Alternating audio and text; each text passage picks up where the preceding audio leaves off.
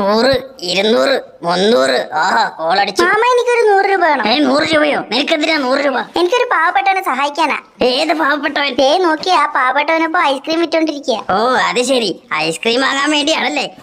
ഈ കള്ളക്കാതറാണോടാ പാവപ്പെട്ടവൻ? വിച്ചു അന്റെ മാമനോട് തൊല്ലപൂറ്റി മിണ്ടായിരുന്ന പറഞ്ഞോളി. അധികം കളിച്ചാലും ഓന്റെ അണപ്പല്ലി നോക്കി നമ്മൾ കൊടുക്കൂന്ന് പറഞ്ഞു. എന്താ മോനെ, എന്താ പറയുന്നേ? ഒന്നുമില്ല മാമ, 2 ഐസ്ക്രീം എടുക്കട്ടെ എന്ന് ചോദിച്ചതാ. കാതർക്ക 100 രൂപക്ക് 2 ഐസ്ക്രീം തരും. 100 രൂപക്ക് 4 ഐസ്ക്രീം വേണമെങ്കിൽ അവൻ തന്നോളും. കൊടുക്ക് കാതറേ. അത് ശരി, നമ്മൾ ഇപ്പൊ ശരിയാക്കി തരാം. ഇതിന്റെ പകുതി നമ്മൾ തിന്നിട്ട് നിങ്ങൾ തിന്നോളി. അപ്പൊ 100 രൂപക്ക് നിങ്ങൾക്ക് 6 നമ്മൾ തരാം. നല്ല രസമുണ്ട്. ഇനി പറയും നിങ്ങൾക്ക് എത്ര എണ്ണം വേണം? അയ്യേ എനിക്ക് വേണ്ട, കാതർക്ക കടിച്ച ഐസ്ക്രീം അല്ലേ. നിങ്ങൾക്ക് ആർക്കെങ്കിലും വേണോ? അയ്യേ ഞങ്ങൾക്കും വേണ്ട കടിച്ച ഐസ്ക്രീം. ശരിയാ ഞങ്ങൾക്ക് ആർക്കെങ്കിലും ഐസ്ക്രീം വേണ്ട. കാതർക്ക വേഗം പൊക്കോ. അപ്പൊ നമ്മുടെ കാശി ഇവിടെ ആയിരിക്കും ഐസ്ക്രീം വേണ്ടെന്ന് പറഞ്ഞില്ലേ, പിന്നെ എന്തിനാ കാശി? ഇനി ഈ ഐസ്ക്രീം അത് ഞാൻ കടിച്ച ഐസ്ക്രീം അല്ലേ, അത് കാതർക്കാക്ക് എന്തിനാ? നമ്മളൊരു മണ്ടൻ